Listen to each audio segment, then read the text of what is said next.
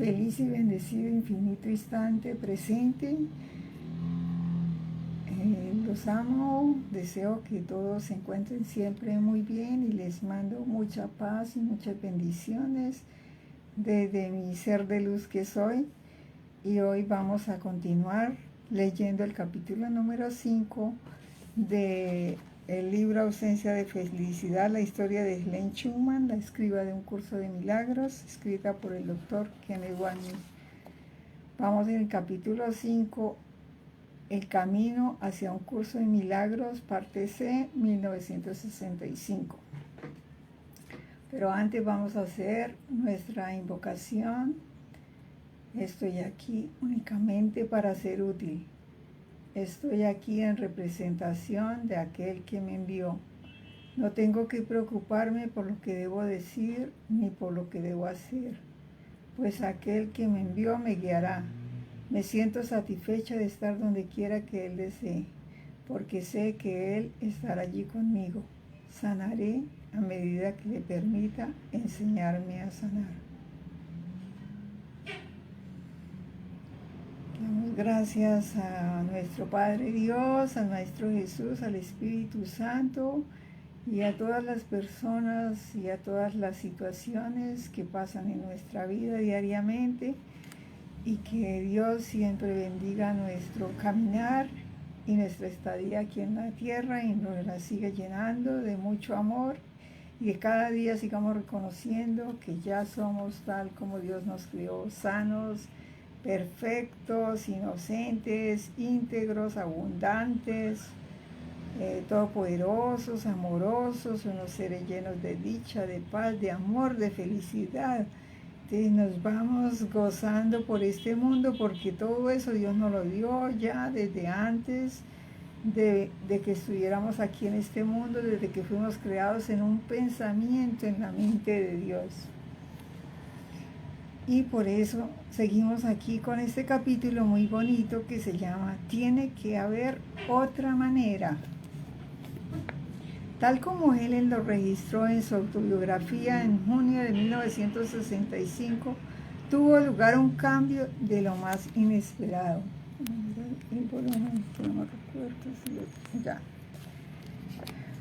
Lo que ocurrió después es particularmente difícil de describir, porque ya había llegado a un estado mental en el cual una respuesta positiva de mi parte era singularmente improbable.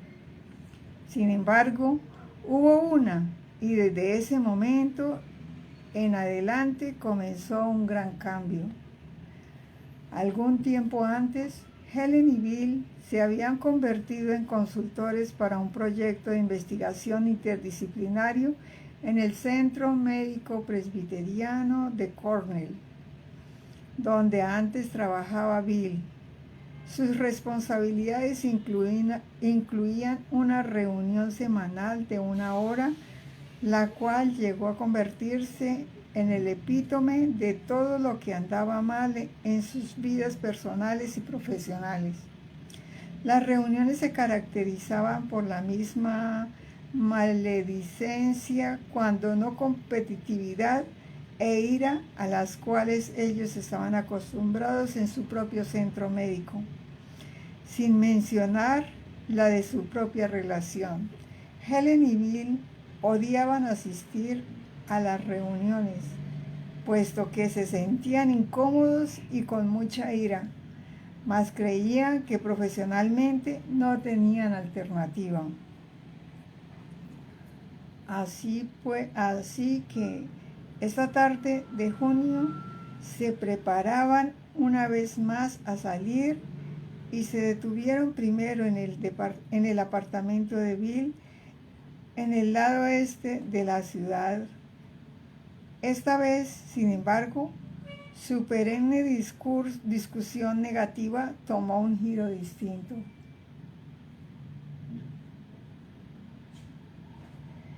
Bill tenía algo en mente, pero parecía bastante desconcertado y encontraba difícil abordar el tema. En verdad, intentó comenzar varias veces sin éxito alguno. Por fin respiró profundamente Se ruborizó un poco y pronunció un discurso. Le resultó difícil, me dijo más tarde, porque las palabras sonaban trilladas y sentimentales, incluso cuando las pronunciaba. Tampoco esperaba una respuesta particularmente favorable de mi parte. Sin embargo, dijo lo que sintió que debía decir. Había estado pensando las cosas y había concluido que ellos estaban utilizando el enfoque equivocado. Dijo, que haber otra manera. Nuestras actitudes se habían tornado tan negativas que no podíamos resolver nada. Él había decidido, por lo tanto, tratar de mirar las cosas de manera distinta. Dice, la cursiva es mía. Bill propuso especialmente probar el nuevo enfoque ese día en la reunión de investigación. No se iba a enfadar y estaba determinado a no atacar. Iba a buscar un lado constructivo en el que las personas dijesen e hiciesen y no se iba a centrar en las faltas ni a señalar errores. Iba a cooperar más bien que a competir. Obviamente habíamos tomado el camino equivocado y era tiempo de tomar una nueva dirección. Fue un discurso largo para Bill y se expresó con inusitado énfasis. No cabía duda de que estaba hablando muy en serio. Cuando terminó, esperaba mi respuesta, tan evidente incomodidad. No importa la reacción que él pudiese haber esperado, ciertamente no fue lo que obtuvo. Yo me paré de pronto y dije a Bill, con genuina convicción, que él tenía perfecta razón y me uniría a él en este nuevo enfoque. Podría decirse verdaderamente que el nacimiento de un curso de milagros ocurrió aquella tarde de junio en el apartamento de Bill, en la unión de Helen y Bill, para encontrar esa otra manera, un ejemplo de lo que el curso llamó posteriormente un instante santo. Se encuentra un radiante ejemplo de un milagro. El más santo de todos los lugares de la tierra es aquel donde un viejo odio se ha convertido en un amor presente. Capítulo 26, epígrafe 9, párrafo 6, frase 1. Los resultados no se evidenciaron inmediatamente, pero sin embargo, ciertos cambios internos y externos sí comenzaron a manifestarse. Ninguno de nosotros dos logró mucho en la reunión esa tarde, aunque ambos nos esforzamos. Ni puedo decir con veracidad que siquiera hayamos tenido éxito ahora, tantos años más tarde. Puede decir, sin embargo, que hemos seguido tratando y que tampoco hemos fracasado totalmente. Muchas cosas inesperadas han sucedido desde entonces. Mencionaré algunos de los cambios más basados en hechos que se efectuaron primero, porque es comparativamente fácil hablar de estas cosas.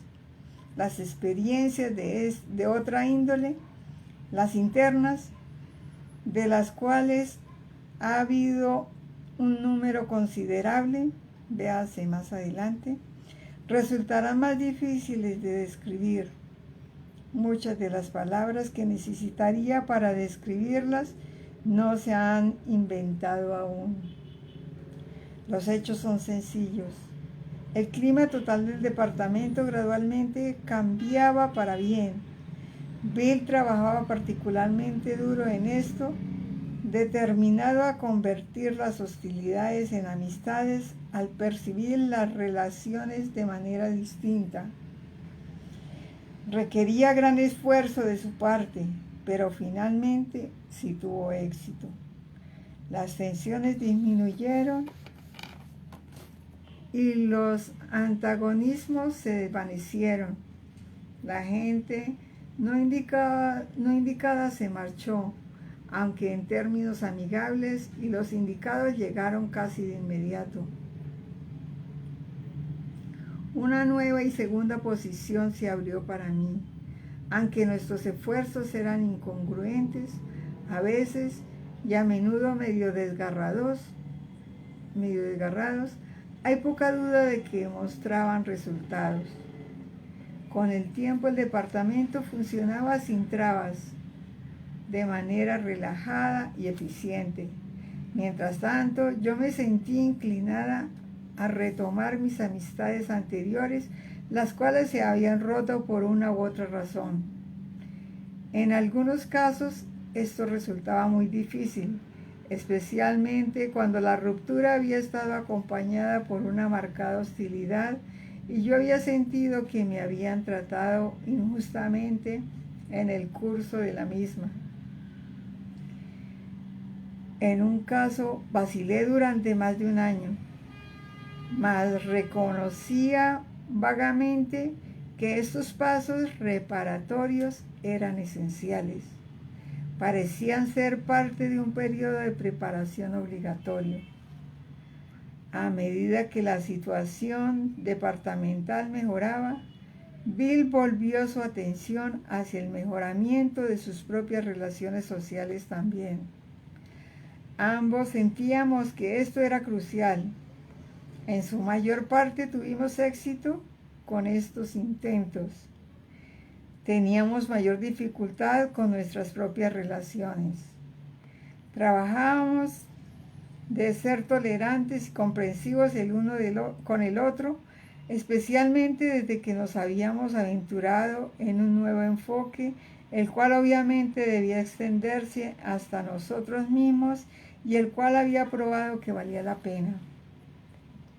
Sin embargo, aunque estábamos cada vez más dispuestos a reconocer nuestra impaciencia y falta de apreciación del uno hacia el otro, y si logramos progresos significativos en estos aspectos.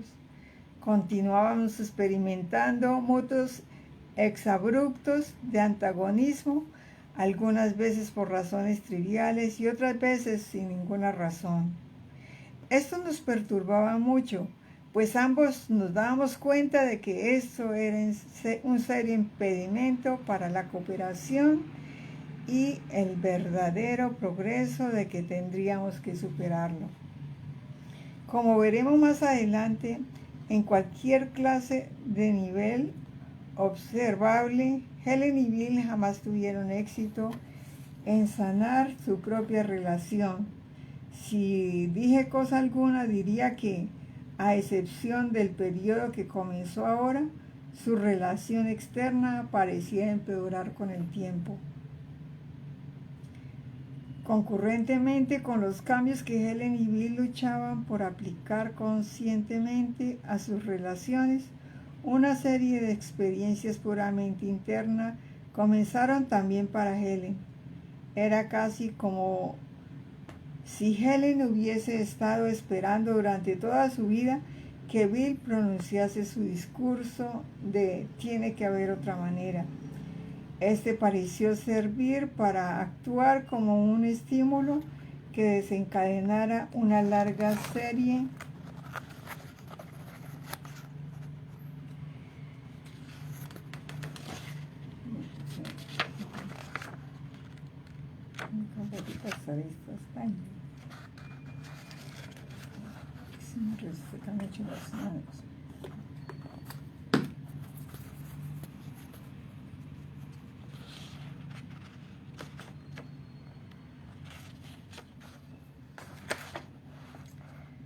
Este pareció servir para actuar como un estímulo que desencadenara una larga serie de experiencias internas que se pueden categorizar variadamente como visiones, sueños, imaginaciones exaltada y de lo psíquico, imaginación exaltada y de lo psíquico. Fue mientras tratábamos de poner en orden las cosas entre nosotros que comenzó otro tipo de experiencia. Parecía algo un poco más plausible si para introducir esto mencionase una característica mía, la cual he tenido desde que tengo memoria.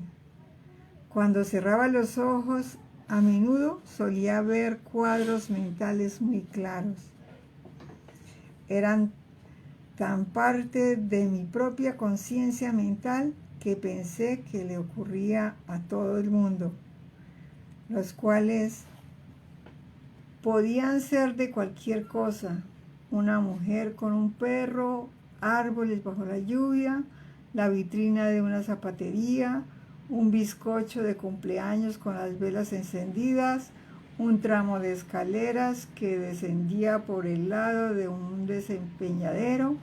A veces podía reconocer que parte del cuadro se relacionaba con algo que había visto realmente, pero aún entonces había detalles que yo sabía que no habían estado ahí originalmente.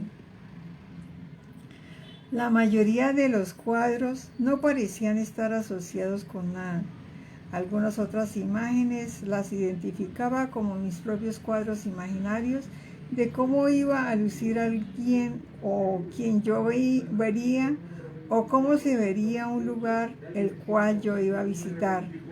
Los cuadros de esta clase raras veces resultaban adecuados, pero aún así surgía en mi mente en relación con las personas o los lugares que originalmente los suscitaban.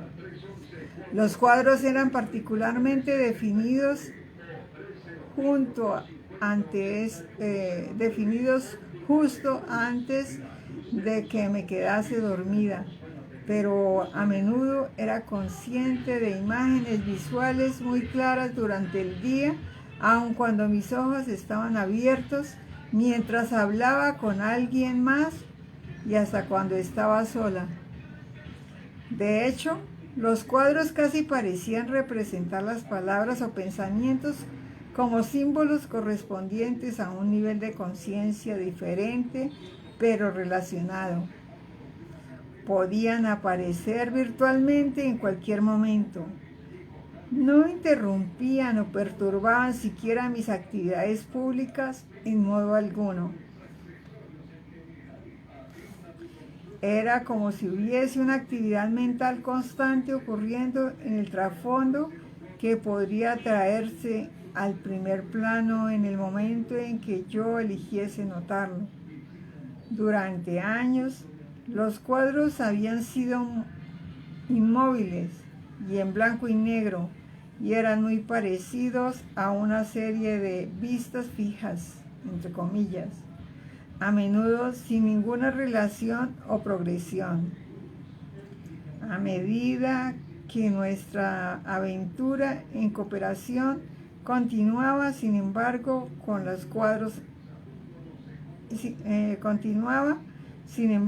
los cuadros empezaron a tomar color y movimiento, y poco después aparecían con frecuencia en secuencias significativas. Así también mis sueños, los cuales continuaban con temas comenzados antes de que yo me durmiese, o con imágenes de sueños de la noche anterior.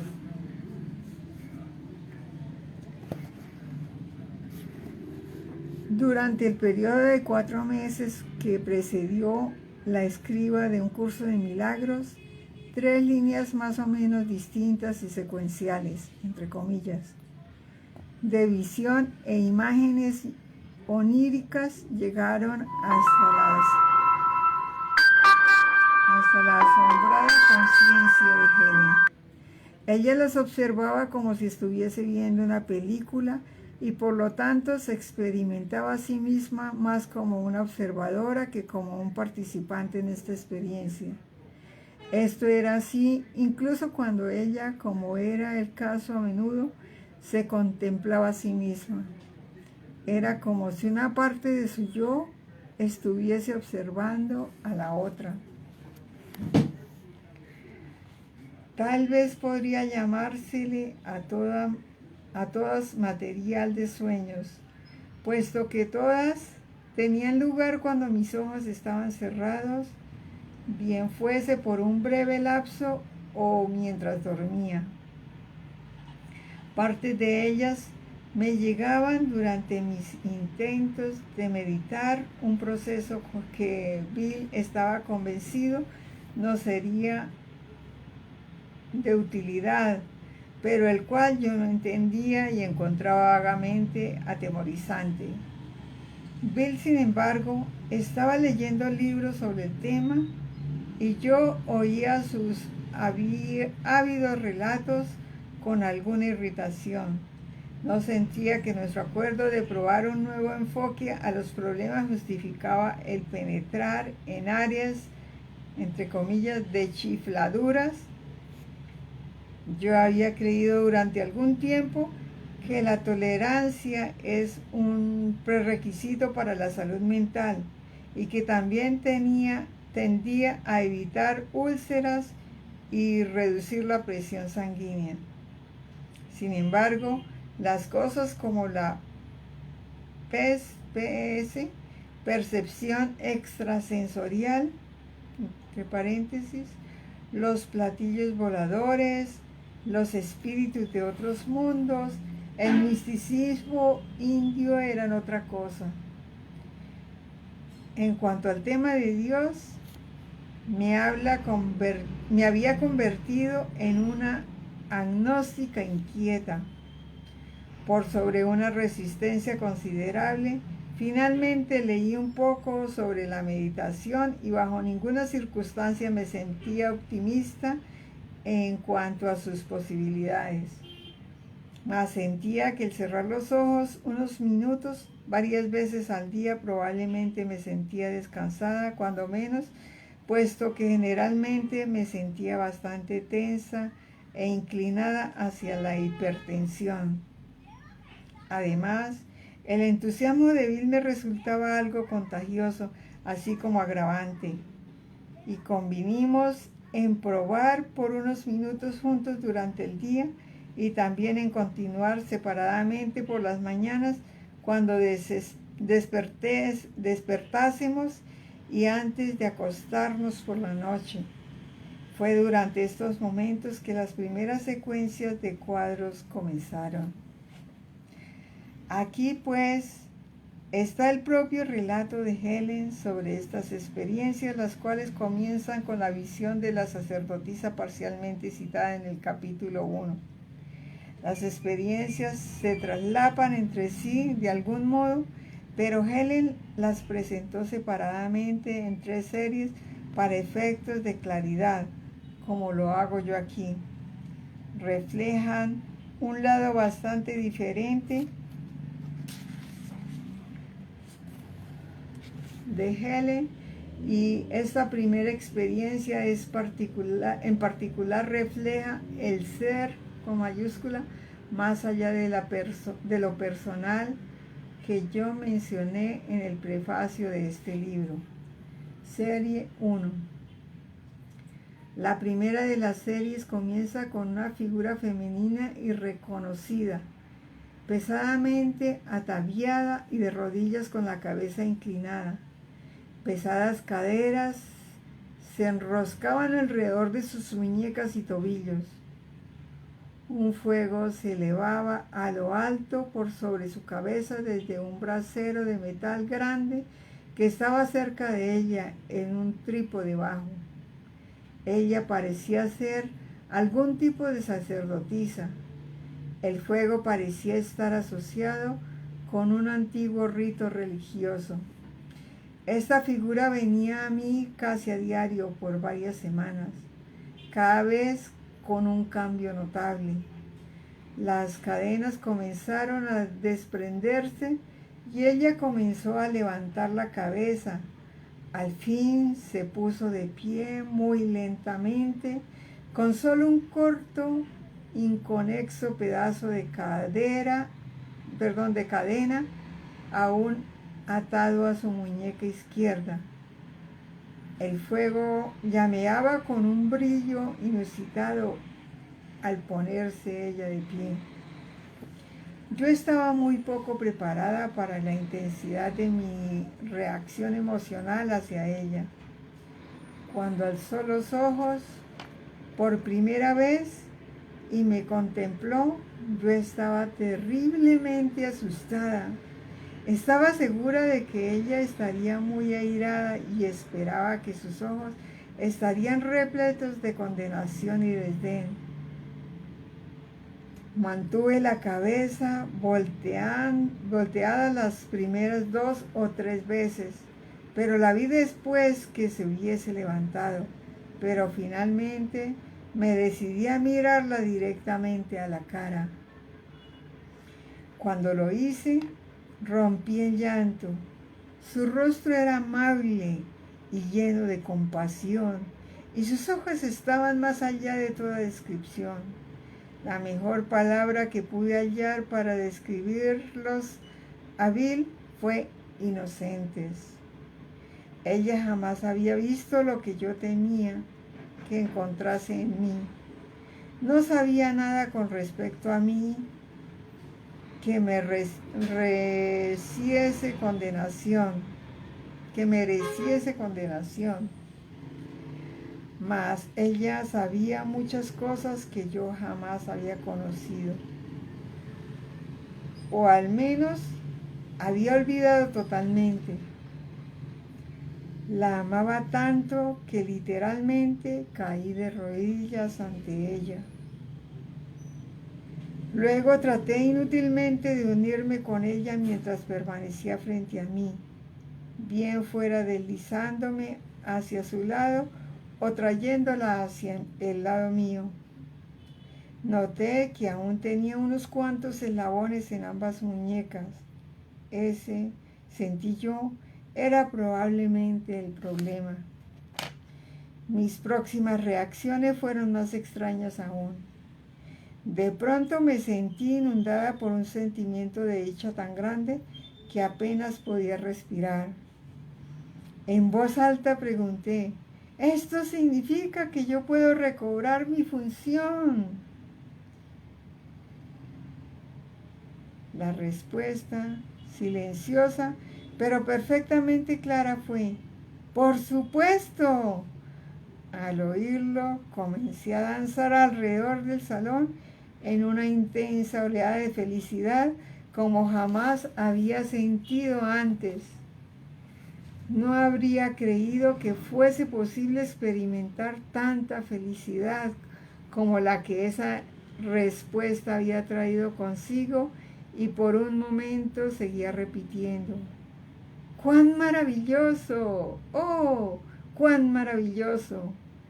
Parecía que no había duda alguna de que había una parte de mí que yo no conocía, pero la cual entendía exactamente lo que esto significaba. Era una conciencia extrañamente dividida, de una clase que habría de tornarse progresivamente familiar.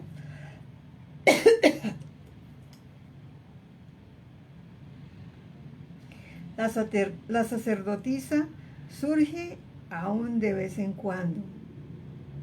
Escribo aproximadamente en 1971. Yo no tengo conciencia de que Helen la experimentase como un símbolo visual después de esa vez, pero jamás he podido identificar completamente con ella todavía.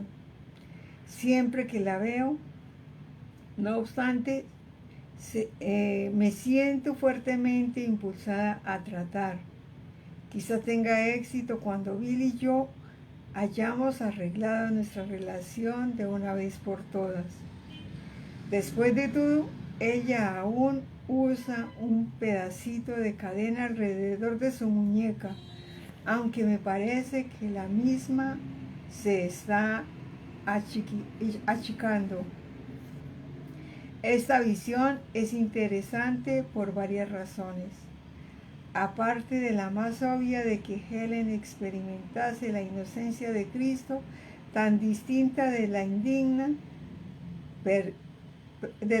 percepción que ella, al igual que nosotros, abrigaba de sí misma, esta experiencia también refleja la percepción consciente que tuvo Helen de dos yos, inocencia y culpa, la sacerdotisa y el yo egoísta. La sacerdotisa fue de ese modo un símbolo extremadamente importante para Helen, y la identificación con ella llegó a representar la meta de Helen de recordar su inocencia eterna. La aparente incapacidad de Helen para unirse con esta inocencia en sí misma refleja la incapacidad en su vida de perdonar a Bill conscientemente, excepto en los raros momentos que discutiremos más adelante. Y sin embargo, el final feliz de la visión ciertamente sí refleja el perdón, apuntando hacia el ser con mayúsculas, sacerdotisa de Helen, con el cual concluiré este libro. Una visión posterior, la cual contiene un antiguo pergamino encontrado en una cueva, refleja este mismo perdón, y por eso pondremos cualquier discusión adicional hasta entonces. Pospondremos cualquier discusión adicional hasta entonces. Serie 2. La segunda serie, al igual que la primera, le llegó a Helen en breves atisbos, más bien como ensoñaciones y a veces en sueños mientras dormía.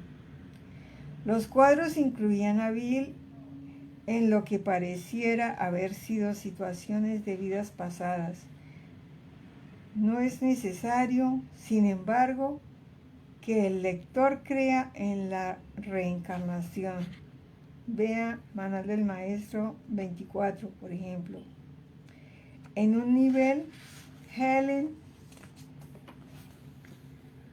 no se permitía a sí misma creer en ella, aunque sus cartas a Bill de este periodo desmienten su acostumbrada aserción de que no creía en ello.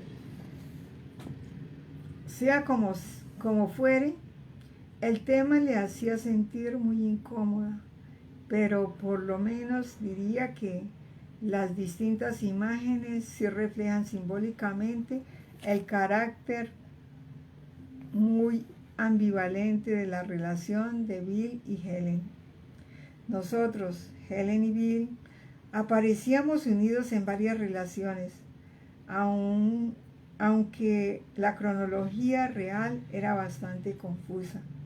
Situaciones que parecían ser bastante antiguas, a menudo parecían después de algunas casi contemporáneas. Muchos de los episodios me parecían esencialmente alegóricos incluso en ese momento. Me vi a mí misma en un bote y remaba frenéticamente, pero no llegaba a ningún lugar. Al mirar en derredor, identifiqué el lugar como Venecia y el bote como una góndola. Muy cerca, un hombre alto y delgado, el cual me recordaba mucho a Bill, estaba casualmente apoyado en un poste de madera con unas franjas, el cual sobresalía del agua. Sus brazos estaban cruzados sobre su pecho y me observaba con fingida seriedad. Me convencía más y más que era Bill cuando noté sus ojos. Estaba vestido como un gondolero, con relucientes lentejuelas esparcidas sobre la camisa. Ni se movía ni hablaba. Entonces noté que la góndola estaba atada al muelle con una pesada soga. era una situación tonta. Yo me estaba esforzando mucho para lograr lo imposible. Bill no decía nada aún, pero era evidente que consideraba mis esfuerzos como divertidos. Nos ofreció ayudarme, aunque su sonrisa no carecía de bondad. Los sucesos siguientes en la serie son bastante vagos. Bill se convirtió en un torero con un atuendo espectacular dorado de la cabeza hasta los pies, y había la vaga impresión de un redondel al fondo. Luego apareció como un médico brujo, con plumas alrededor de los tobillos y de las muñecas, vestido con una falda de paja y usando un imponente tocado de plumas brillante y joyas relucientes. Yo usaba un sencillo traje confeccionado con tela hecha en casa. Ambos éramos negros. Estábamos de pie uno frente al otro en un claro de una espesa jungla y parecía que yo había acudido a él en busca de ayuda. Él respondía a mi petición con un baile raro, acompañado de gritos muy altos en un lenguaje que yo no entendía. Al principio creí que esto me ayudaría y brevemente experimenté una sensación de alivio. Luego me dio miedo y le pedía que se detuviese. Él no parecía escucharme a través de un crecientemente algo golpeador de los rudos instrumentos de madera que sostenía y el fuerte golpear de tambores en el trasfondo. Me escapé sigilosamente del lugar aterrada, con las manos sobre los oídos, en un frenético esfuerzo por no escuchar el ruido. Estaba ahora en un estado de terror y no miraba hacia atrás. No hubo conclusión.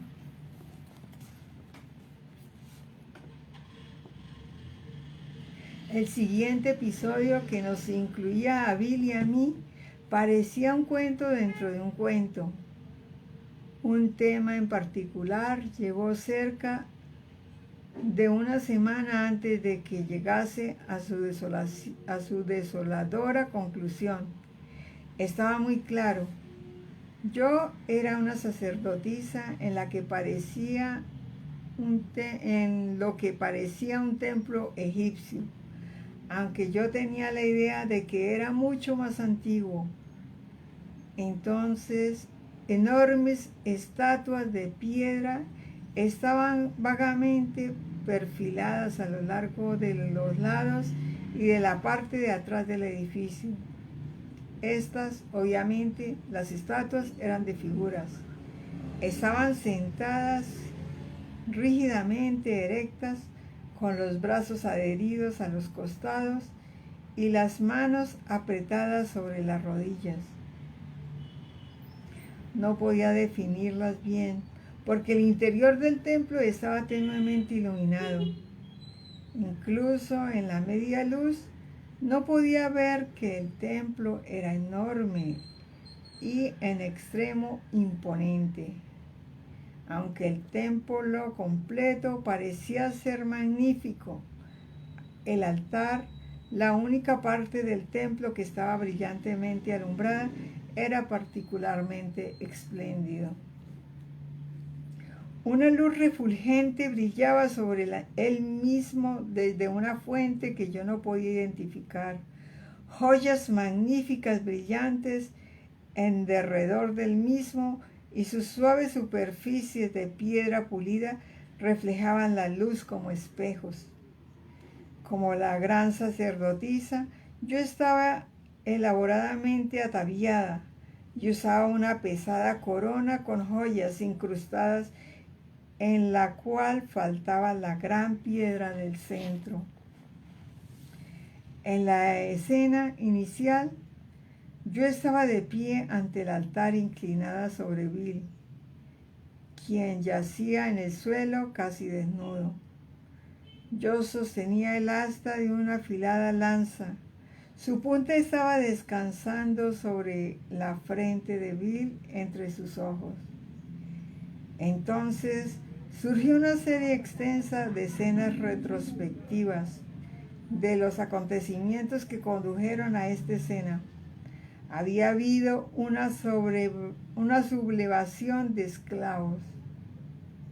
Yo estaba a punto de matar a Bill, el líder de la revuelta, quien se había robado el gran rubí del centro de mi corona. No era un rubí ordinario. Este le otorgaba al que le usase poderes mágicos. Había que matar al ladrón si estos poderes habían de regresar a mí, la sacerdotisa salvaje cuya religión era el poder y la esclavitud. Rebelarse en contra de ella era pedir la muerte. No puedo dar fe de lo que ocurrió después. Solo puedo decir que era totalmente fuera de carácter y completamente inesperado. Yo sentía una furia intensa y unas enormes ansias de venganza al prepararme para hundir la punta de la lanza en la cabeza de Bill entre sus ojos. Él no parecía estar particularmente atemorizado. Simplemente me miraba y esperaba.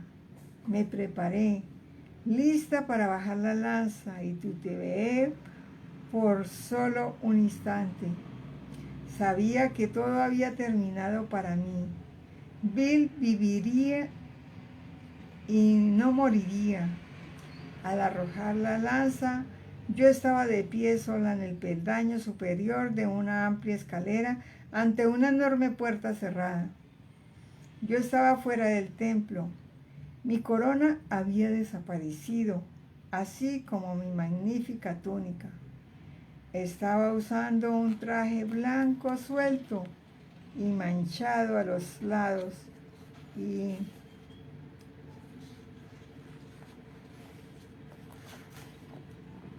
desgarrado en el escote.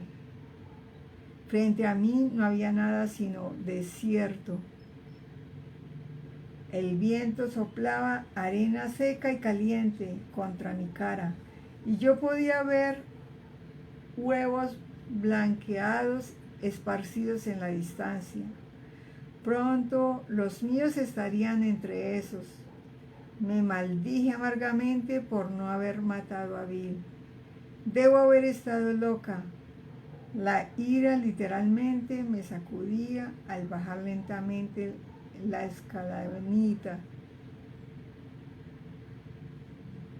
escalinata, con la sed mordiendo ya mi garganta y el olor a muerte en el viento. El impacto emocional de este último episodio fue intenso y duradero. Sentía la ira mucho después de que las imágenes se hubiesen desvanecido, y más tarde ardía en una furia total mientras le contaba el relato a Bill durante el almuerzo al día siguiente, particularmente cuando hablaba del robo del rubí. Era como si todo estuviese sucediendo de nuevo. Un cuadro claro como el cristal de rubí, hermoso y rojo como la sangre, rugió ante mis ojos a medida que hablaba. Y durante un breve periodo, la escena se hizo real para mí. Nuevamente me reprendí con vehemencia por morir por un esclavo rebelde que no era más que un ladrón común. Apenas podía contener la furia que sentía contra Bill, quien estaba comprensiblemente perturbado. También lo estaba yo. La intensidad de mi ira era bastante sorprendente para ambos. Cuando Helen y yo discutimos este episodio, muchos años más tarde, me sorprendí de encontrar aún remanentes de esa ira específica en el interior de ella. Me describió un intento anterior de parte de Bill de ser bondadoso con ella, y ella porfirió que era demasiado poco y demasiado tarde. Parecía en buena medida un resultado de esta experiencia el que Helen se sintiese justificada en culpar a Bill, como mencioné antes, no solo por los infortunios presentes, sino por todos los de su pasado también, incluso los casi 49 años que ella vivió sin conocerlo. El alcance de su ira, sin mencionar su odio, era verdaderamente alarmante, reminiscente de su experiencia posterior de odio en Londres, descrita en el capítulo 2.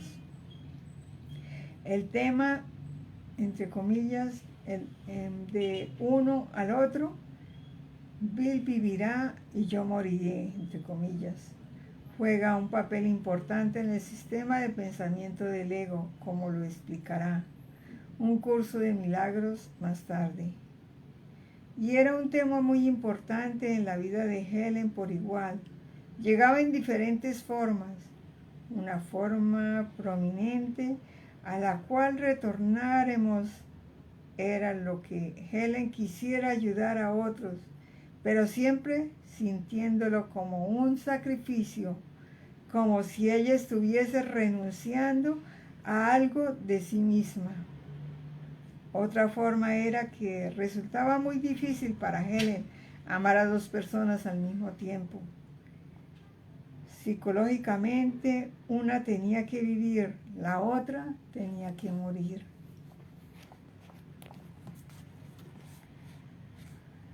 Pares importantes en su vida en los cuales esto se ponía en función fueron sus padres.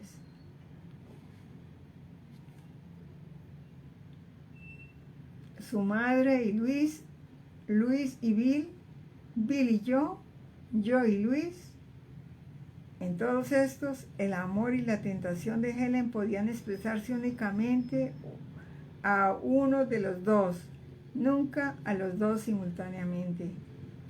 Esta dinámica juega un papel importante en la defensa del ego en contra del amor de Dios, el cual solo conoce la aceptación de todos sus hijos, sin excepción y sin pérdida de ninguna clase para ninguno. Pasó un tiempo antes de que Helen pudiese permitir que la próxima experiencia en la serie acudiese a su mente.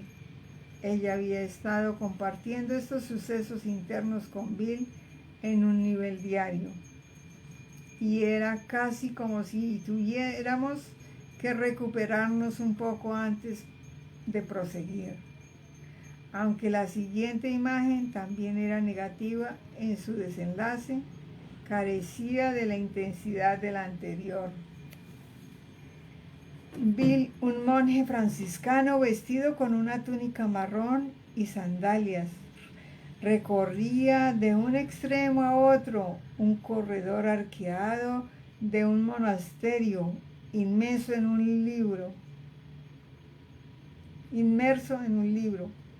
El corredor era uno de los 4 lados que bordeaban un pequeño, bien cuidado prado verde.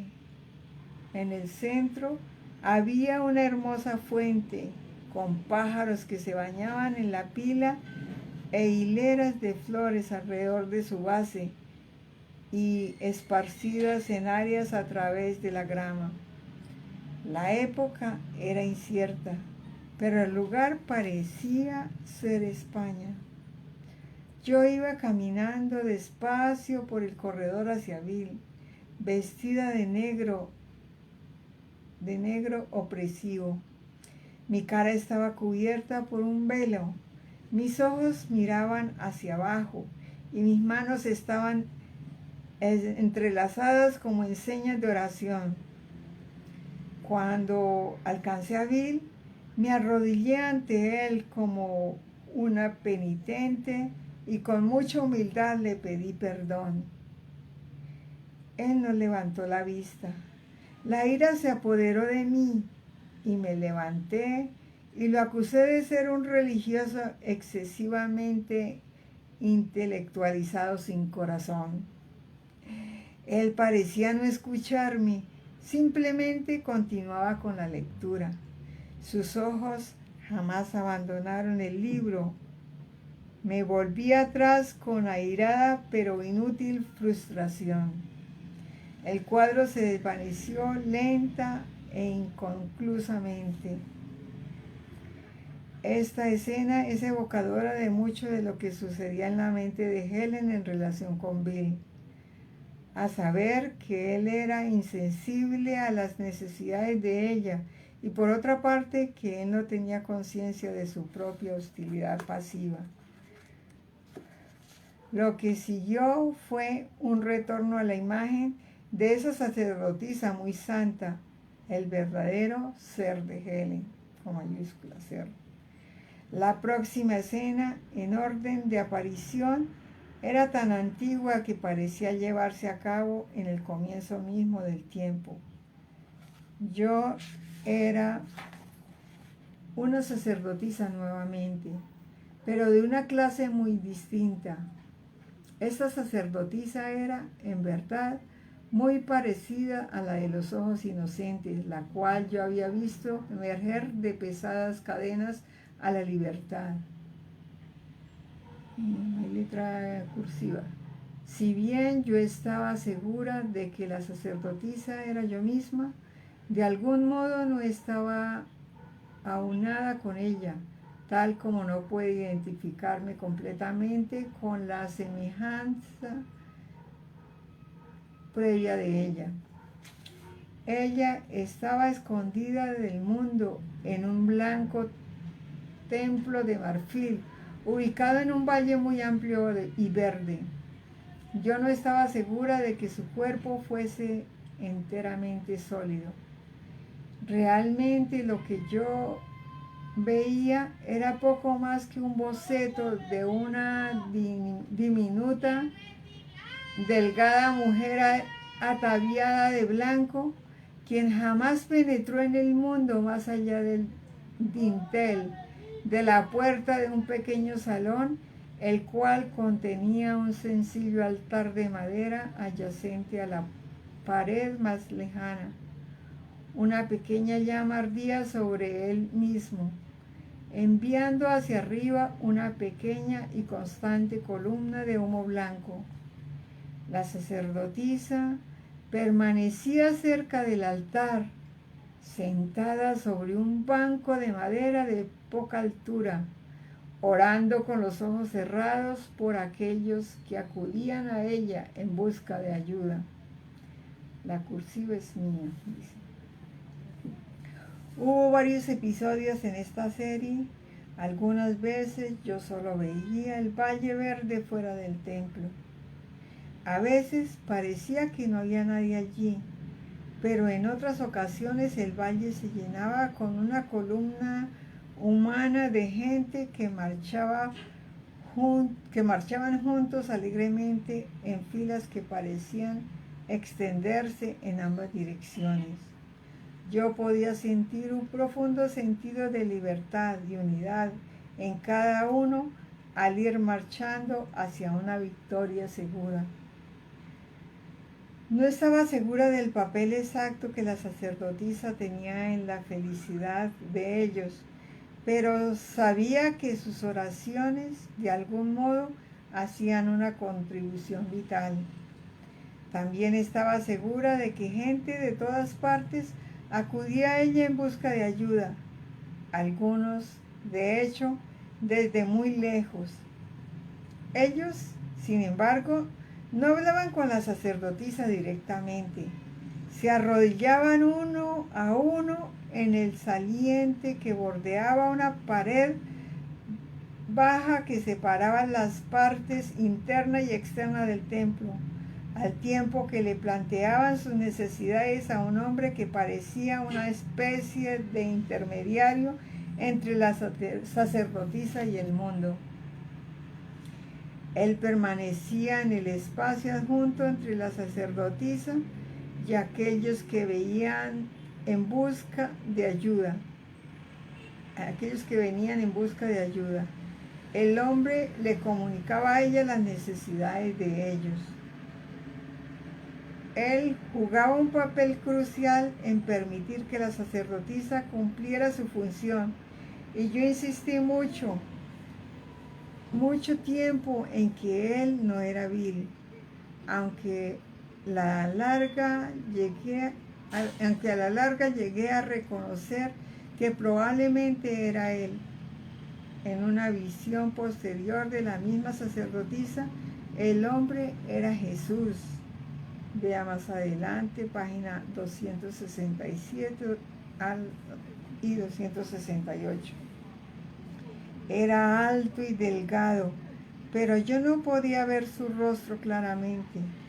Cuando la gente le decía lo que necesitaba, él iba a la puerta de su salón y le decía: sacerdotisa, un hermano ha venido a tu santuario, sánalo por mí.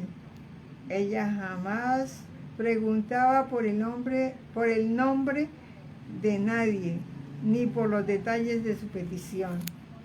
Simplemente oraba por él sentada muy calladamente junto a la llama en el altar. Jamás se le ocurrió que la ayuda no sería concedida. Oraba por todos en la misma forma y jamás abandonó realmente el lado de Dios. Al permanecer apaciblemente segura de su presencia allí en el salón con ella, jamás se adentró en el mundo y estaba muy tranquila y muy feliz. Estaba tan cerca de Dios que siempre era consciente de Él. Yo estaba segura de que ella era yo misma y sin embargo no estaba segura. Lo cierto era que yo la observaba con gran amor. Las oraciones en cursiva reflejan nuevamente el reconocimiento de Helen de que la sacerdotisa era ella misma, y sin embargo al mismo tiempo no era capaz de identificarse con la sacerdotisa. La imagen de otro mundo de la sacerdotisa, yo no estaba segura de que su cuerpo fuese enteramente sólido. Ella jamás entró en el mundo. El hecho de que ella estuviese oculta del mundo en un templo interno en el cual la gente no podía penetrar excepto a través de un intermediario, sugiere que su ser con mayúscula no estaba realmente aquí, sino que permanecía totalmente aunado con el amor de Dios. Así pues, ella nunca partió realmente del lado de Dios y permanecía pacíficamente segura de su presencia allí en el salón con ella. Estaba tan cerca de Dios que siempre tenía conciencia de Él. Esto refleja el estado mental que posteriormente un curso de milagros llama el mundo real, que hemos mencionado antes. Finalmente, la oración de la sacerdotisa anticipa el primer principio de los milagros con el cual comienza el curso, de que no hay orden de dificultad entre ellos. Capítulo 1, párrafo 1, principio de los milagros, principio número 1 al 1.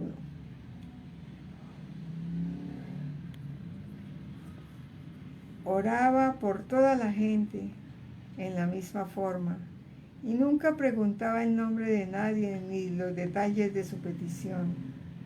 Y jamás se le ocurrió que la ayuda no sería concedida. Para Helen, la sacerdotisa era verdaderamente la persona más santa del mundo, y la experiencia que Helen tuvo de ella era el recordatorio de que ella era esa persona. Entre comillas, entre paréntesis, ser con mayúscula también. Una experiencia paralela en el contenido, aunque no en la forma. Es descrita por Helen en una carta a Bill, la cual se presentará en el capítulo 6. Esta visión incluía una corona de laurel, la cual representaba el yo de Helen, la cual desaparecía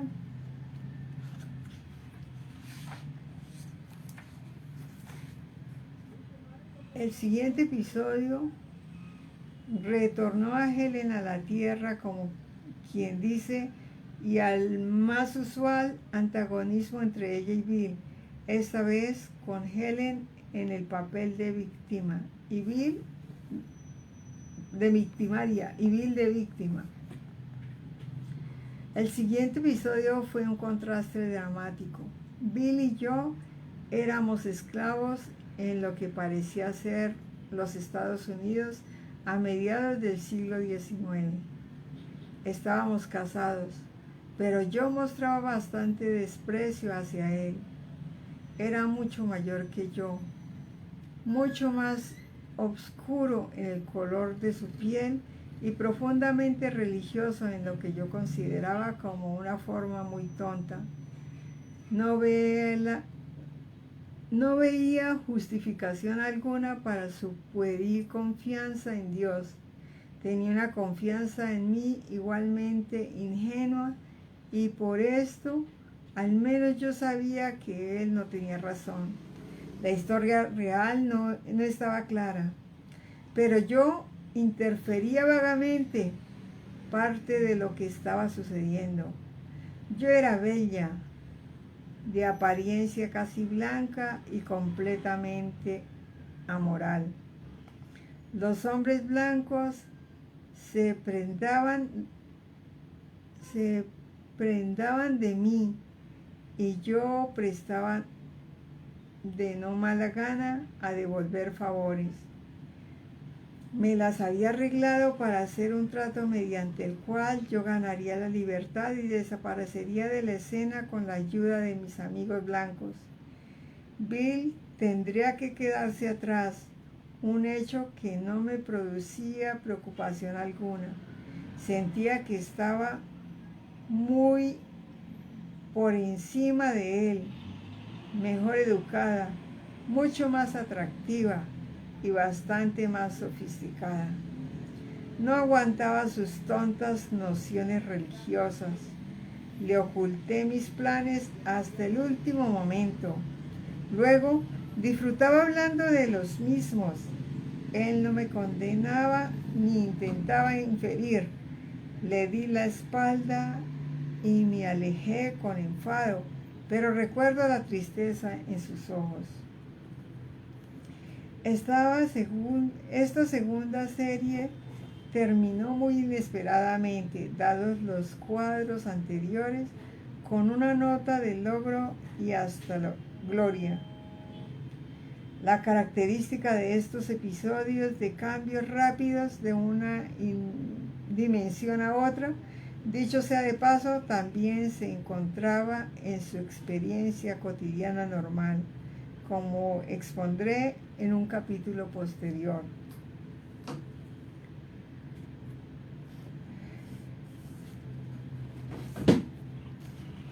Me encuentro en un amplio salón en el piso superior del edificio de una iglesia. Bill, sentado ante un gran órgano anticuado de la iglesia, estaba tocando el coro Aleluya de Handel. Su rostro radiante de dicha. Finalmente habíamos logrado nuestra meta. Yo estaba de pie en la parte posterior del salón frente a un sencillo altar de madera color marrón, sobre el cual había escritas dos palabras, una arriba de la otra. No puedo imaginar un par de palabras menos apropiado. La palabra superior era Elohim, entre comillas, la cual no reconocí en el momento. Más tarde descubrí que es la palabra hebrea para Dios, Elohim. La otra palabra, Eboi, reconocí que era el grito de las bacantes griegas, las mujeres que reflejan en los ritos de Baco, que festejan en los ritos de Baco, perdón. Mientras lo contemplaba, un rayo dentado procedente de la parte posterior del salón cayó sobre el altar y borró totalmente la segunda palabra. Únicamente Elohim permaneció en sus brillantes letras doradas, resaltando en austera sencillez contra el fondo marrón del altar. La música alcanzó un crescendo y una figura delineada, una brillante luz salió detrás del altar y se acercó a mí. Al reconocer que se trataba de Jesús, comencé a arrodillarme, pero él se dirigió hacia el lugar donde yo estaba y se arrodilló a mi lado ante el altar diciendo: preferiría arrodillarme ante tu altar que tenerte arrodillada ante el mío. Bill se levantó del órgano y se arrodilló al lado de él. Y entonces una voz con la cual habría de familiarizarse progresivamente dijo silenciosamente e inequívocamente: ese altar está dentro de ti, entre comillas, ese altar está dentro de ti. El impacto fue tan intenso que rompí a llorar y no recobré mi compostura durante algún tiempo. Esta visión estaba entre los más poderosos y significativos de la vida de Helen y reflejaba el retorno a su más profundo ser, con mayúscula, al ella haber elegido inequívocamente desprenderse de su ego, simbolizado por la palabra Eboi. Al tomar la decisión a favor de Dios, solo su memoria permanecería en la mente de ella. El efecto inmediato de esa elección, como se experimentó en este mundo, fue el unirse con Jesús y con Bill, lo cual constituyó el punto culminante de esta visión. El de decidirse por Dios vino a través de su unión con Jesús, quien presenta al ser con mayúscula sacerdotisa en Helen, la inocencia de Cristo. Esto le permitió a ella entonces unirse a Bill, quien es percibido ahora como la imagen de la inocencia de Helen, proyectada desde su mente. Esta inocencia vino a ser simbolizada más adelante en el curso por la imagen de la faz de Cristo, entre comillas. Bill era la lección especial de aprendizaje de Helen, y al perdonarle los pecados que percibía en él, ella estaría perdonando los suyos propios. Así pues, al final sería capaz de recordar su verdadero ser. El mensaje culmina de la voz interior del Espíritu Santo, entre comillas: ese altar está dentro de ti. Significaba, por supuesto, que la visión externa simplemente reflejaba el altar interno de su mente, donde se hizo la elección. Cuando en el verano de 1974 yo me mudé a un apartamento a una cuadra de distancia de Helen, hice arreglos para que le construyeran el altar Elohim a ella, exactamente con las especificaciones de la visión, tanto en tamaño como en color. Donde había estado la palabra Eboi, hice que le pintasen una estrella dorada. en un curso de milagros, la estrella es un símbolo de Cristo, la presencia de Dios llena de luz, la cual se nos revela a través del perdón y del deshacimiento del ego. Para Helen, una estrella dorada era aún más específicamente un símbolo profundamente significativo de Jesús. Puesto que yo sabía la importancia que esta visión tenía para ella, pensé que tener un altar en mi apartamento, donde pasaríamos juntos una cantidad considerable de tiempo, sería significativo para ella. Luis ciertamente jamás lo hubiese querido en el apartamento de ellos, y yo no estoy seguro de que Helen lo hubiese querido tampoco. El altar está ubicado frente a mi sofá-cama, donde solíamos orar juntos a menudo, y Helen y yo pasábamos muchas horas en presencia de este. Helen me decía que a veces ella solía despertar a medianoche, pensar en el altar en mi apartamento y sentir que del mismo salía una atracción muy fuerte hacia ella.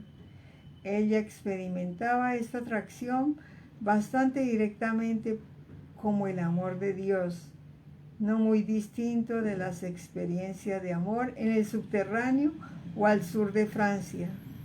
También yo le pedí que escribiese un poema para el altar cuando me mudé a mi apartamento, y ella bondadosamente me complació con estas dos hermosas estrofas. Dedicatoria a un altar. Son los templos donde los santos altares de Dios están, y Él ha puesto un altar en cada hijo que creó.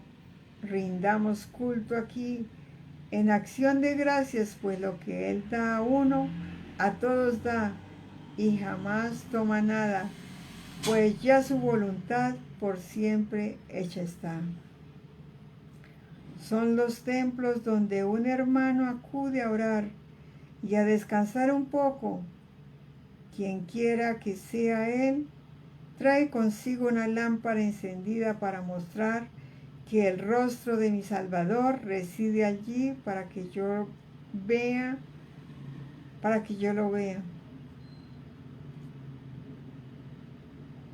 que yo vea yo sobre el altar y recuerde a Dios. Hermano mío, ven y rinde culto aquí conmigo. Entre paréntesis, The Gift of God, Los regalos de Dios, página 93.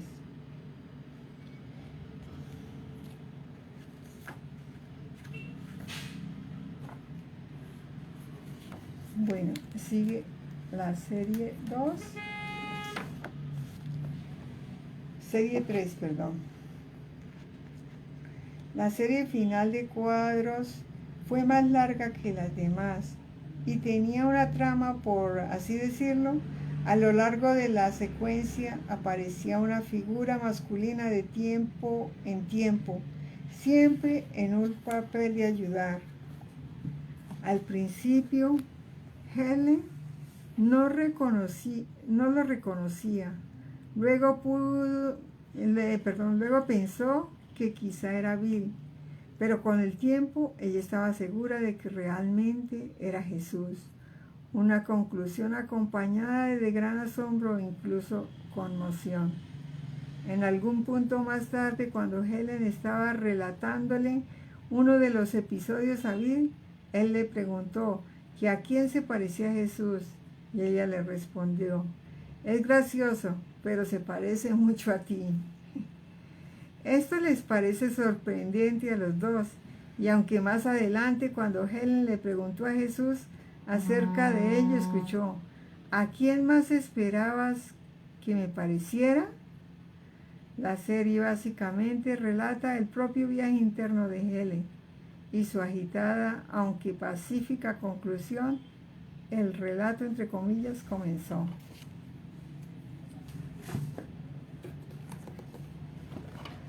Mientras estaba vagando a orillas de un lago y me acercaba a un bote grande abandonado que yacía sobre un costado con una puerta que conducía a la cabina abierta de par en par. El bote estaba atado con unas sogas muy gruesas a un ancla de metal sumergida profundamente en el barro que cubría la mayor parte del bote también, aparentemente impidiendo su rescate. Obviamente había sido abandonado años atrás. De algunos modos sabía que se suponía que yo lo pusiese a funcionar de nuevo, aunque rescatarlo parecía casi imposible. Sabía que no podía liberar el bote sin ayuda, pero no obstante me sentía impulsada a tratar. Inútilmente alaba las sogas con fuerza, las cuales eran tan pesadas que apenas podía levantarlas. Además, el barro era tan resbaloso que hacía que me cayese. Clamé por ayuda, aunque sabía que no había probabilidad de que alguien me oyera en un lugar tan desierto. Cruzó por mi mente que tal vez podría telefonear pidiendo ayuda, pero esto tampoco parecía posible, puesto que no había casas en derredor.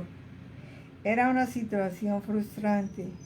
Me di cuenta de la importancia de liberar el bote, pero también tenía conciencia de mi total incapacidad para hacerlo. Y luego me llegó la respuesta. Había estado actuando de manera equivocada. Dentro del bote hay un aparato emisor y receptor muy poderoso, decía la voz interior. No lo han usado durante mucho tiempo, pero aún funciona. Y esa es la única forma en que lograrás echar a caminar el bote de nuevo. El primer episodio terminó ahí. Varias cosas más bien confusas sucedieron luego. Un hombre salió de algún lugar y juntos conseguimos sacar el ancla del lado, enderezar el bote y finalmente lanzarlo al agua. Hay un pie de página número 26. Como se discutirá más adelante, ver la página 389, la preferencia personal de Helen era escribir con letras mayúsculas los nombres y pronombres relacionados con Jesús, aunque esta práctica no se sigue en un curso de milagros. Bueno, entonces comenzó a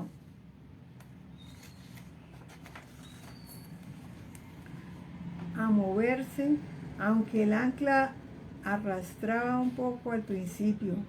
El bote ganó impulso, sin embargo, y parecía embarcarse en un curso muy definido, casi con un poder propio.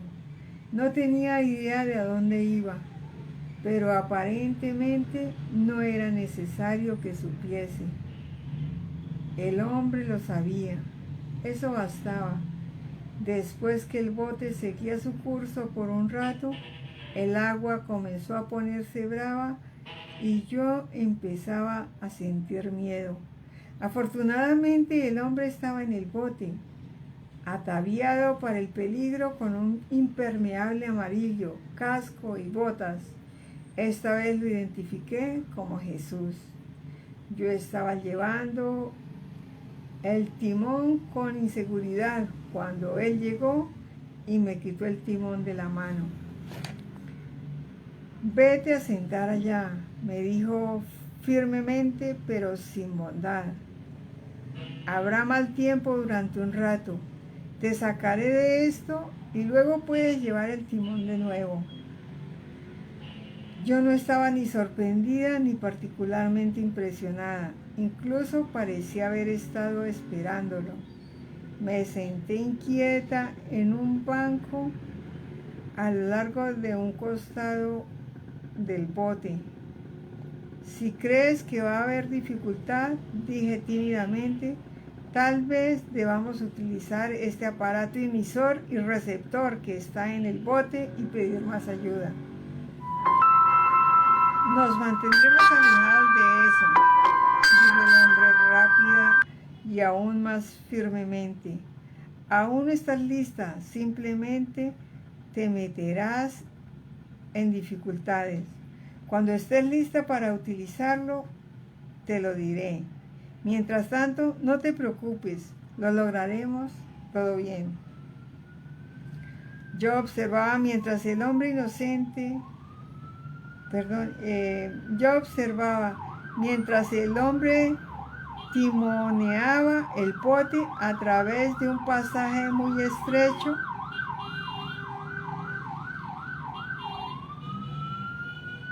en el cual la corriente era progresivamente fuerte.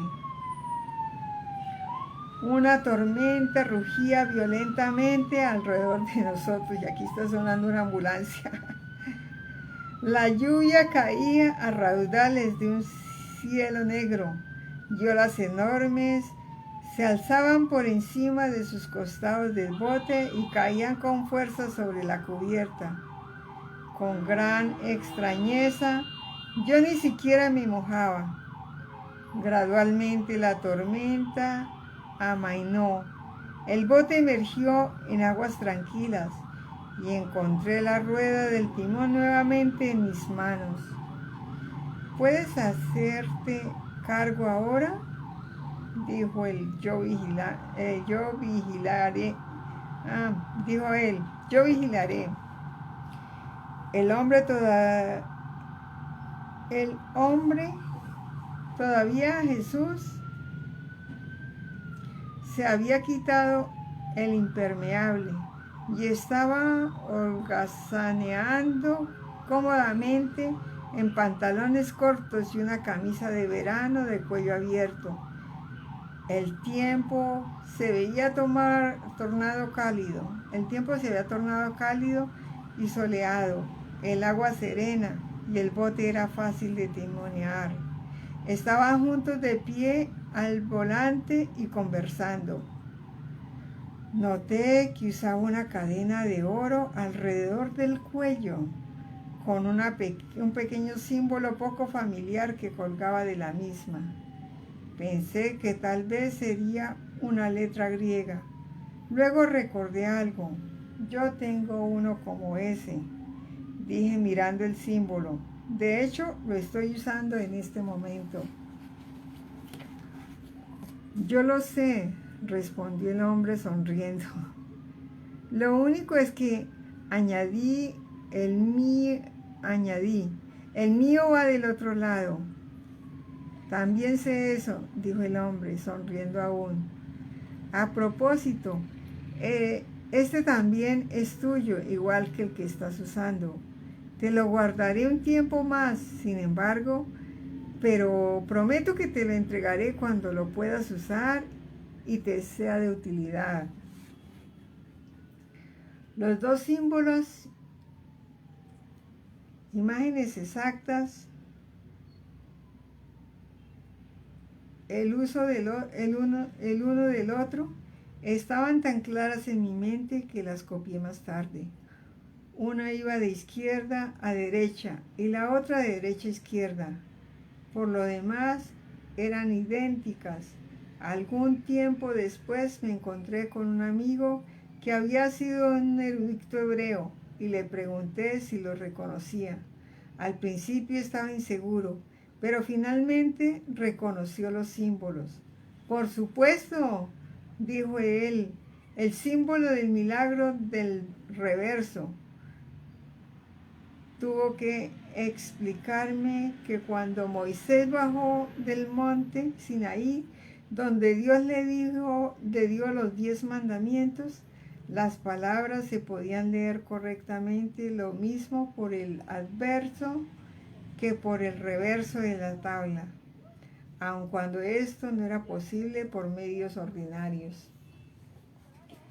Una explicación adicional, aunque paralela, la cual yo le proporcioné a Helen cuando ella me hizo el relato y dibujó los dos símbolos, fue que cuando me unían, los símbolos trazaban el contorno de las dos tablas.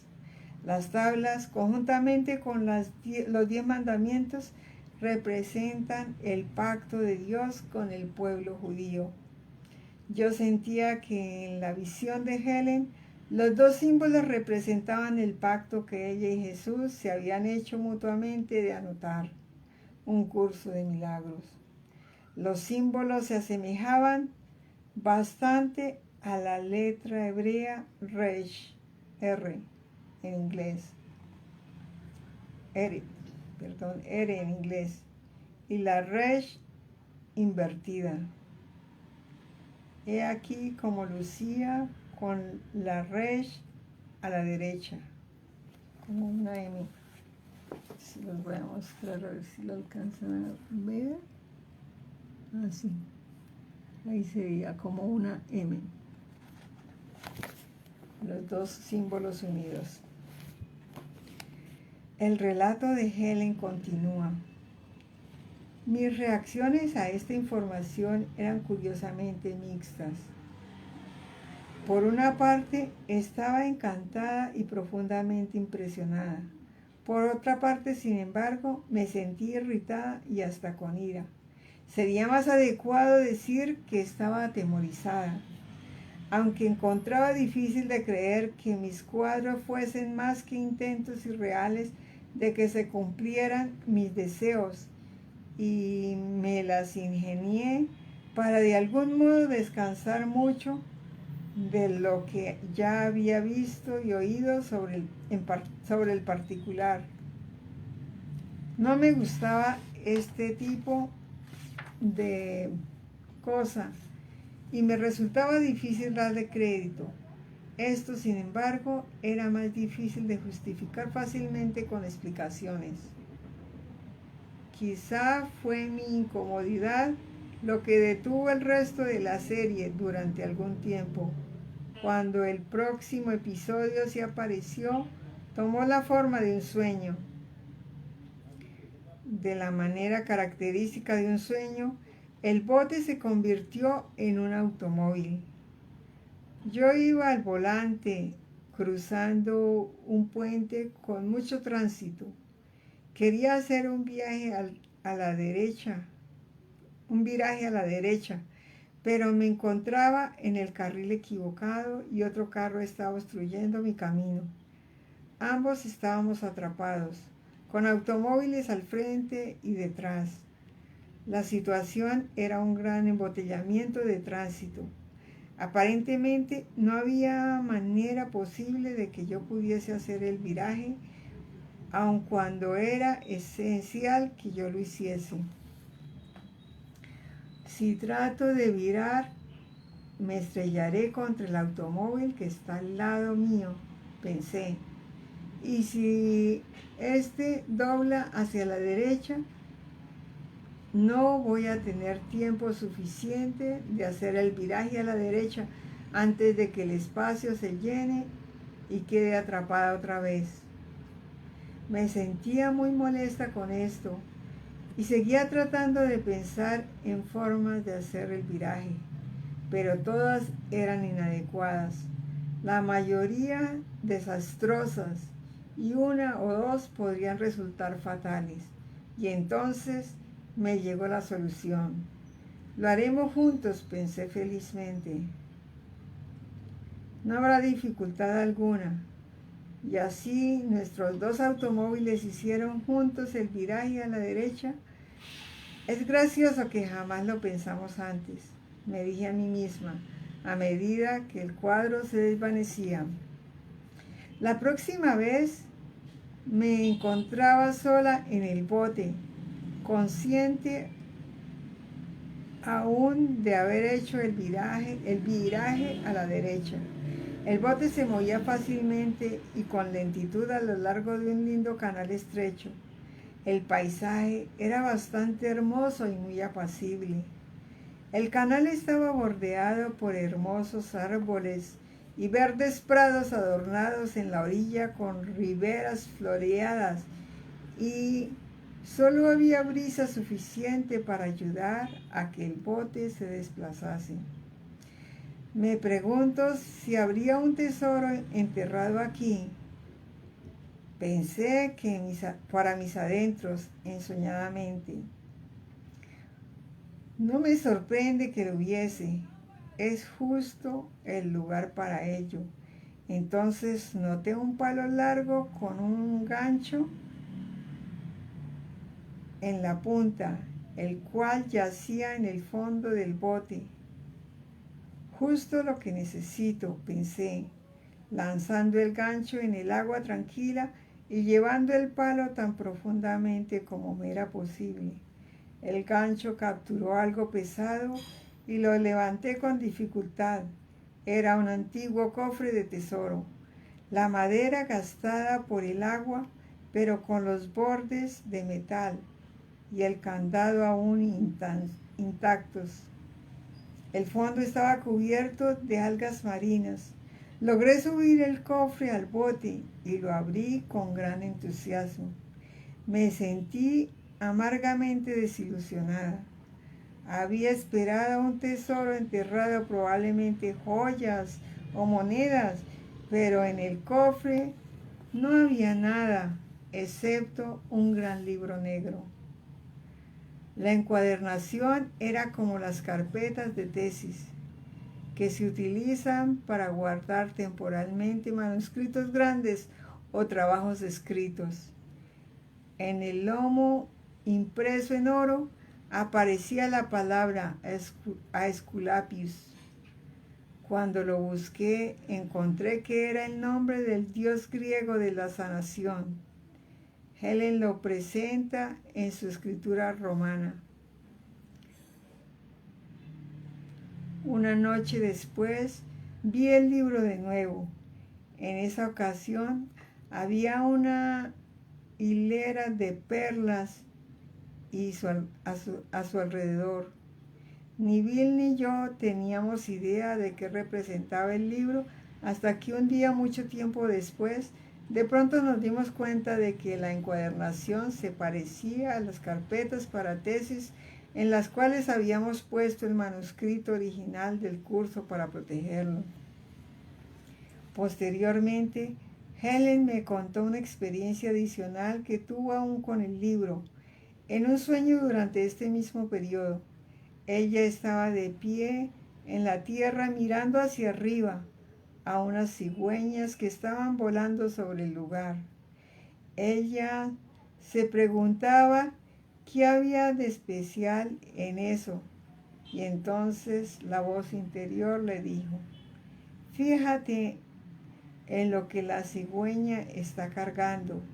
Y cuando Helen miró, no vio el esperado bebé, sino más bien el libro negro, esta vez con una cruz dorada en la cubierta. Entonces la voz le dijo: este es tu libro. Esta importante serie requiere algún comentario, aunque su amplio significado está claro. El gran bote abandonado se puede entender como el viaje de expiación que al final Helen está lista para emprender. Obviamente había sido abandonado años atrás. De algún modo sabía que se suponía que yo lo pusiese a funcionar de nuevo, aunque rescatarlo parecía casi imposible. Mas Helen sabía que ella no podía hacerlo sola.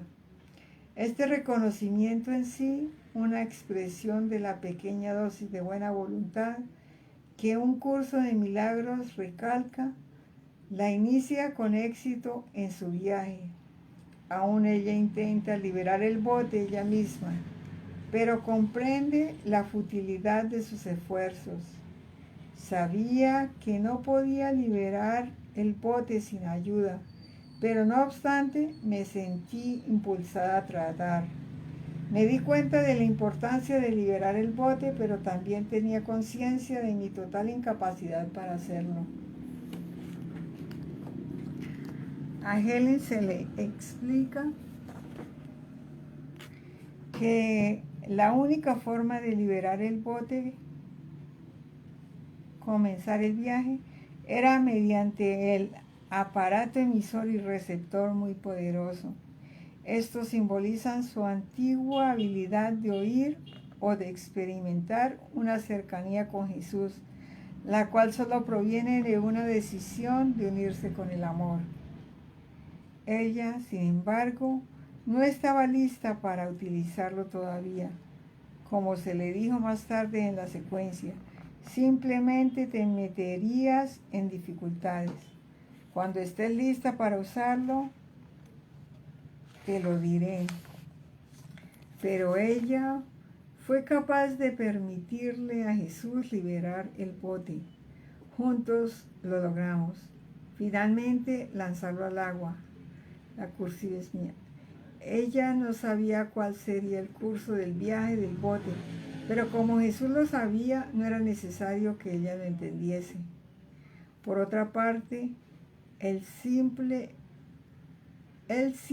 aparecía cuando se necesitaba ayuda y su presencia comenzó a parecer natural a Helen. El incidente con los símbolos dorados paralelos, aunque opuestos el uno del otro, subraya la idea de Helen de unirse con Jesús. Si mi interpretación es correcta, vea la página 110-111. Su unión tiene como resultado el logro del pacto hecho entre ambos. El episodio de los automóviles que hace el viaje juntos, el que Helen se uniera al otro conductor, refleja entonces su unión con Bill. Al no ver ya sus intereses separados, cuando no antagónicos los de uno a los del otro, ella se da cuenta felizmente de la solución. Lo haremos juntos. Y así los dos automóviles hacen el viraje como uno. El final del viaje ocurre en las tranquilas aguas del canal, cuyas riberas están bordeadas con verdes prados que recuerdan los prados del cielo, los cuales representan el mundo real, la meta de nuestro viaje con el curso. Y allí Helen encuentra su tesoro, no el tesoro del ego, sino el del amor en su corazón. El manuscrito de un curso de milagros que refleja su amor por Jesús y que es el fruto de que ella se uniese con él. Repito, una experiencia muy significativa para Helen. Al no tener interés ni creencia en los fenómenos psíquicos, Helen encontraba estas series así como otros cuadros de imágenes que comenzaron a aparecer de lo más desconcertantes. Estas imágenes sugerían fuertemente algo a lo cual Helen se refería como escenas retrospectivas de mí misma en otros tiempos y en otros lugares. Como mencioné antes, una parte de Helen encontraba la idea de reencarnación particularmente repulsiva y por lo tanto más adelante decidió pensar en esto como estrictamente simbólico, como un cambio de símbolos oníricos muy familiares para los psicólogos clínicos. Yo los observaba como una espectadora, aunque casi no me cabía duda de que fuese representación de mí misma.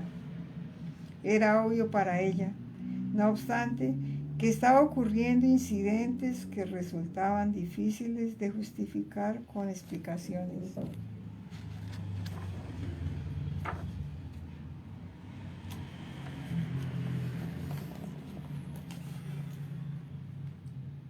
Yo me sentía en tanto conflicto debido a la situación que trataba de no pensar en ello en absoluto.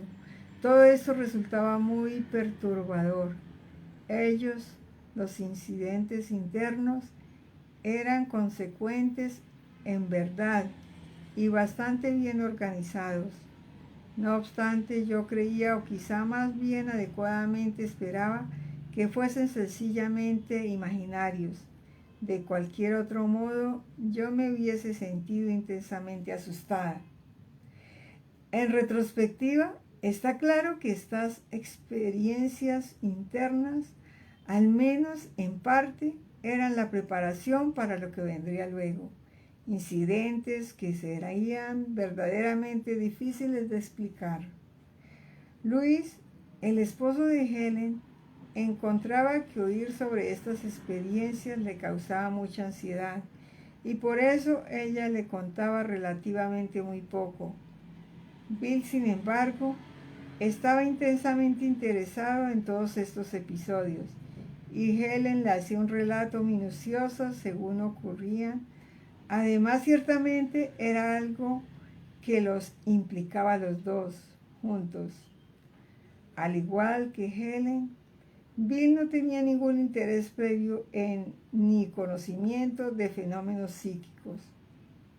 Sin embargo, a medida que estos episodios se revelaban, él comenzó a desarrollar un interés serio al estar seguro de que los mismos significaban algo.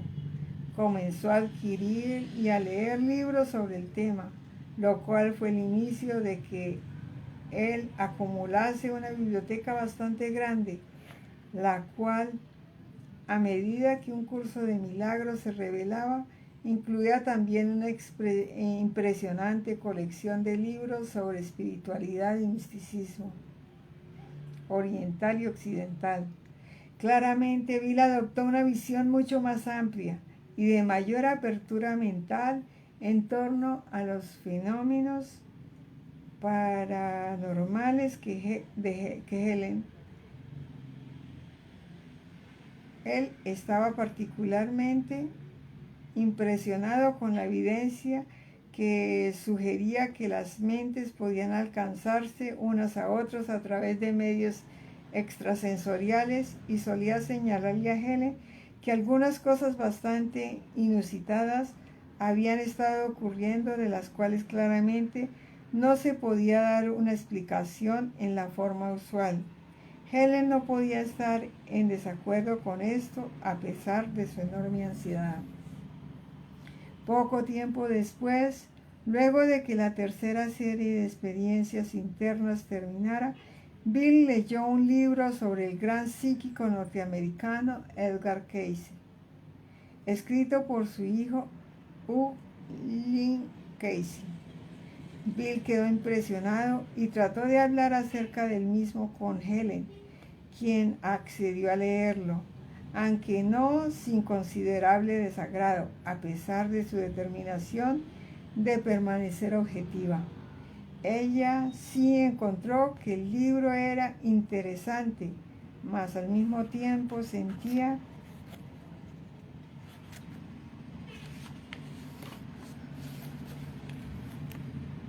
aversión por lo que yo consideraba como sus aspectos fantasmales y más increíbles. Bill estaba realmente impresionado con las lecturas que hacía Cayce, pero como me dije a mí misma, él era dado a impresionarse por prácticamente cualquier cosa en esos términos. No me extrañaba que creyese las cosas muy raras de las que yo le he hablado, pero eso era diferente.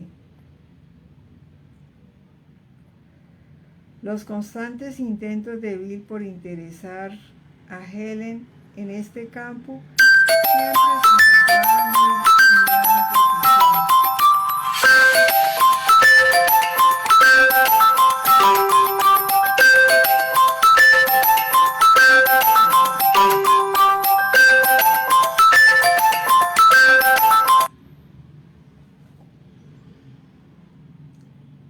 en gran oposición. Los constantes intentos de Bill por interesar a Helen en este campo siempre se encontraban con una gran oposición, Helen escribió, quizá producto de la desesperación, aunque él jamás fue un ateo como la atea virulenta en la cual yo me había convertido. Bill leyó unos cuantos libros en lo que yo no vacilaba en describirle a Luis como el borde chiflado de la religión. Cuando Bill hizo una leve referencia a algo que él había leído sobre la reencarnación, yo estaba segura de que realmente él se estaba descocando, chiflando. Yo rehusase leer los libros que él me sugería y tendía a sentirme incómoda y enojada cuando traía a colación el tema. Así pues, Helen permanecía firmemente opuesta a tomar en serio esas cosas extrañas, aun cuando mi posición podía parecer un tanto incongruente. Yo no lo veía de esa manera. Me estaba sucediendo cosas que eran difíciles de explicar y eso era todo. Ella no justificaba adoptar ningún tipo raro de base extrasensorial. La idea de la reencarnación me resultaba particularmente repugnante. La consideraba disparatada. También era consciente de que me hacía sentir muy ansiosa. Repito, encontraremos a una Helen completamente distinta en sus cartas a Bill, las cuales datan de este mismo periodo. Las cartas no censuradas por sus posteriores preocupaciones literarias o sociales que afectaron su relato de estas experiencias muy definitivamente reflejan su creencia en la reencarnación. Estas cartas son el tema del próximo capítulo. Estos raros y disparatados acontecimientos continuaron ocurriendo, sin embargo, y la próxima serie de cuadros de imaginaciones comenzó al Helen observar a una delgada y frágil niña en un opulento salón francés. La época parecía ser a mediados del siglo XVIII y, juzgar por su traje, era todo blanco, ajustado hasta la cintura y llegaba hasta el piso, con muchos volantes, lazos y bordes de encajes. Ella estaba tocando un instrumento musical parecido a un clavicordio en una reunión de damas y caballeros magníficamente vestidos, aparentemente huéspedes en un espléndido acontecimiento social. La niña tenía a lo sumo 18 años y obviamente estaba enferma. Ella es demasiado frágil, dije mientras la observaba. No vivirá un año más. No puede hacer nada sino desvanecerse. Es un error, jamás lo logrará. Un mayordomo espléndidamente vestido se dirigió hacia el frente y cerró las puertas del salón, más bien en la forma en que alguien bajaría el telón en una escena de teatro. La niña se había ido. Poco después hubo un cuadro incluso más vago de otra niña, algo mayor que la primera, la cual estaba tendida en el piso, cubierto de paja de una celda de prisión sin aire. Sus brazos estaban apretadamente atados a una espalda, a su espalda, con una soga, y sus pies estaban encadenados al piso. La época parecía ser alrededor de los siglos XII o XIII, y el lugar era desconocido. Podría aún ser Francia, pero esto no era en modo alguno definitivo.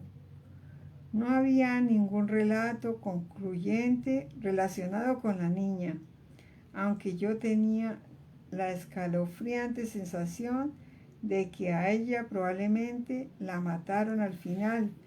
No tengo idea de por qué. cuadros subsiguientes incluían a una monja no siempre cristiana, la cual aparecía en diferentes épocas y lugares, y los más claros de estos tuvieron lugar en Francia, donde la monja era una mujer mayor, artrítica y amargada, desgastada y enferma por una vida de severa austeridad y emocionalmente torcida y estéril. Ella iba caminando por la nave lateral de una iglesia grande y hermosa, sorprendentemente reminiscente de la Catedral de Notre Dame, en París. La nave estaba oscura y la vela que la monja sostenía, apretada en la mano derecha, casi no era de ninguna ayuda. Apretada en la mano derecha. Mientras caminaba, pasaba la mano izquierda despacio a lo largo. Mientras caminaba, pasaba la mano izquierda despacio a lo largo de la pared de la piedra gris, como si buscase una puerta o quizá más literalmente una salida. No la encontraba. Las severas líneas de su cara se hacían más profundamente mientras yo la observaba. Ella no sabe, pensé. Está tratando, pero no sabe. Sentí aversión debido a su expresión tan austera, pero sentí una profunda compasión por su causa perdida. Estas tres infelices imágenes, las cuales ocurrieron todas en Francia ciertamente, parecían estar relacionadas con la curiosa ambivalencia de Helen acerca del país. Ella podía hablar francés de maravilla y podía cantar de memoria secciones de la gran ópera de Debussy, Feliz et Melisande, y sin embargo odiaba utilizar esta habilidad.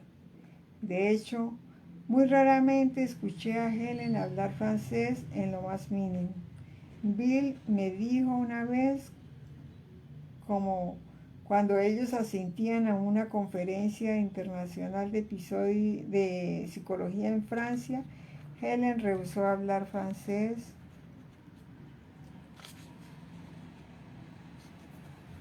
en lo más mínimo. Una negativa que puso a estos dos norteamericanos en una decidida desventaja. De hecho, una vez Bill tuvo que literalmente suplicarle a Helen que usara su francés para ayudarle a salir de un atolladero práctico en el cual las personas de quienes ellos necesitaban ayuda no hablaban inglés en absoluto. Por otra parte, fue mientras estaba en el sur de Francia que Helen tuvo aquella maravillosa experiencia de amor extático que se discutió en el capítulo 1. La siguiente imagen de la jovencita, la última de esta serie, fue única. Su inconsciencia prácticamente no encuentra contraparte alguna en ninguna de las experiencias de Helen, con la excepción de la sacerdotisa, y obviamente reflejaba a ese ser que prácticamente no tuvo expresión en su vida. Bueno, voy a dejarlo aquí. Y continuamos en una próxima. Bueno, muchas gracias. Espero que nos aclare muchas cosas que se escribían ahí en el curso que no entendíamos. Y bueno, pues todo siempre nos habla. Y todo está comunicando y nos estamos comunicando con todo y con todos a través de todos y de todo. Bueno, feliz y bendecida tarde, feliz y bendecido instante. Nos vemos en una nueva oportunidad. Gracias. Bendiciones.